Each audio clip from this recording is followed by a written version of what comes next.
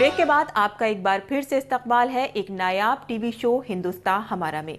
Break पर जाने से पहले हम पेश कर रहे थे फतेहपुरी मस्जिद के शाही इमाम डॉक्टर मुफ्ती मोहम्मद मुकर्रम अहमद की जिंदगी की दास्तां और वाकिफ हो रहे थे उनकी जिंदगी के कुछ खट्टे मीठे लम्हों से। तो आइए उनकी यादों के इसी कारवां को आगे बढ़ाते हैं।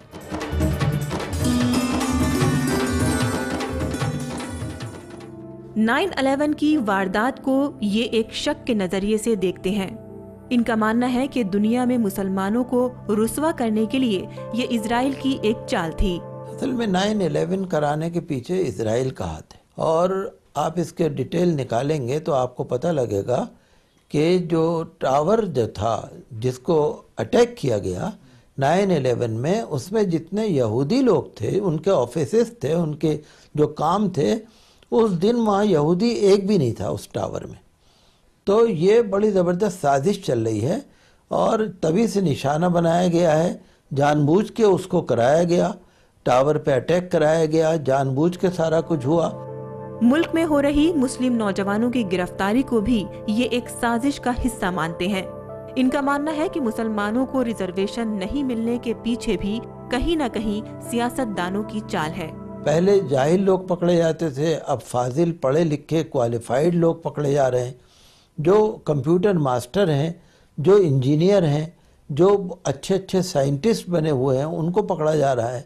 तो मैं समझता हूँ ये हिरासा करने के लिए या कोई ऐसी साजिश है जो मुसलमानों का अरसा हयात हिंदुस्तान में तंग करना चाहते हैं, ये उन लोगों की साजिश है और हुकूमत या तो उनको समझ नहीं पा रही या उनके इशारे पर चल रही है। फिलिस्तीन और फिलिस्तीनियों पर हो रहे इजराइल के सितम से इनका दिल जार जार हो उठता है। जितनी बड़ी ताकतें हैं अमेरिका के साथ मिलकर वहाँ पर यहूदी बस्तियाँ बनवा रही हैं, वहाँ पर फ़लस्तीनियों को उजाड़ा जा रहा है, गज़ा के अंदर मुहासरा हो चुका है और तरह तरह से फ़लस्तीनियों को निशाना बनाया जा रहा है। तो बैतुल मुक़द्दस का तक़द्दुस तो अपनी जगह पे है, वो तो मुसलमानों का क़िबला अव्वल है, लेकिन वहाँ जो जुल्म हो रहा है डंके की चोट पे। इनका मानना है कि जिस दिन हिंदुस्तान और पाकिस्तान एक मंच पर आ जाएंगे उसी दिन एशिया और दुनिया में एक नई इबारत लिखी जाएगी। हिंदुस्तान और पाकिस्तान के लोग, हुकूमत, अगर ये दोनों हुकूमतें मिल जाएं तो वाकई ये है कि खित्ते में एक बड़ी ताकत हो जाएगी और एक आवाम को सहूलत मिल जाएगी और इससे हम समझते हैं कि एशिया के अंदर और बर्रे आज़म के अंदर एक अच्छी मिसाल भी कायम होगी। बाबरी मस्जिद की शहादत से पहले ये राजीव गांधी के कहने पर वहां गए थे। उस दिन को याद कर आज भी इनकी आंखें भर आती हैं। 14 नवंबर 1989 में मुझे विज्ञान भवन में राजीव गांधी से मेरी बहुत लंबी मुलाकात हुई। हार के धवन भी साथ में थे। 15 या 16 नवंबर को मुझे बाबरी मस्जिद उन्होंने भेजा चार्टर्ड प्लेन से। तो बाबरी मस्जिद के गेट पर खड़े होकर मुझे वाकई रोना आया। और बाबरी मस्जिद का जो वाक़या हुआ है यकीनन सेकुलर जमहूरी भारत के ऊपर एक कलंक है जो नहीं होना चाहिए था। चाहे कोई किसी मजहब को मानने वाला हो, पर इनकी नज़र में हर इंसान एक है। हम हर धर्म के लोगों से मिलते हैं और ऐसा नहीं है, बल्कि सभी के अंदर प्यार और प्रेम और एक सांप्रदायिक सद्भाव, कम्युनल हारमनी है और मुझे नहीं लगता कि किसी के दिल में एक दूसरे के लिए कोई नफरत हो। सब खुले दिल से मिलते हैं, सब मोहब्बत से मिलते हैं। केरल के मुसलमानों की तालीम को लेकर उनकी फिक्रमंदी से बेहद खुश हैं। केरला में गया तो वहाँ मैंने देखा कि मुस्लिम कौम काफ़ी तालीम याफ्ता है। मैं समझता हूँ शायद 99% वहाँ तालीम है, अखलाक भी है, दीनी जज्बा भी है। ये मानते हैं कि कश्मीर के लोगों के लिए हिंदुस्तानी फौज का रवैया ठीक नहीं है।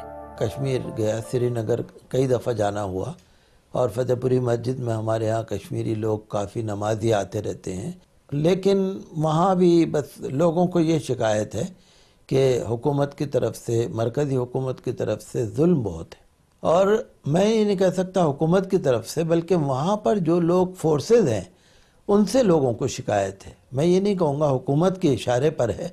आज भी जबकि वहाँ इतना अमन है, सुकून है, आज भी श्रीनगर के अंदर भी और वहाँ भी लोग ये कहते हैं कि हमारा नौजवान जो जा रहा है ये नहीं पता ये खैरियत से घर आएगा या नहीं। वो ये कहते हैं जो फोर्सेस लगी हुई हैं, چاہے جس کو آتنکوادی بنا دیتے ہیں، چاہے جس کو مار دیتے ہیں، چاہے جس کے اوپر کوئی بھی الزام رکھ دیتے ہیں. تو میں سمجھتا ہوں کہ وہاں کے لوگ جو ہیں وہ مرکزی حکومت کو اتنا برا نہیں سمجھتے. وہ چاہتے ہیں کہ ہندوستان سے مل کے چلیں. اگر ان کے مسائل کو سمجھا جائے تو کشمیر کا مسئلہ حل ہو سکتا ہے، اور کشمیری ہمارے ساتھ ہیں اور ہمارا ساتھ دے سکتے ہیں. اب وقت ہے ایک چھوٹے سے بریک کا، پر آپ کہیں جائیے گا نہیں، کیونکہ بریک سے واپس لوٹنے کے ترنت بعد ہم پیش کریں گے کردار اور آپ کو روبرو کرائیں گے فلم سلم ڈاگ ملینئر کے جمال ملک کے کردار سے. اب وقت کی دھڑکنوں کو یوں ہی سنبھال کر رکھیے گا، ہم لوٹ کر آتے ہیں پل دو پل میں. جے ہو گانے کے ساتھ بھی کہانی ہے. گلزار صاحب نے یہ گانا سبھاش گھئی کی فلم یوراج کے لیے لکھا تھا، جس کا میوزک اے آر رحمان دے رہے تھے.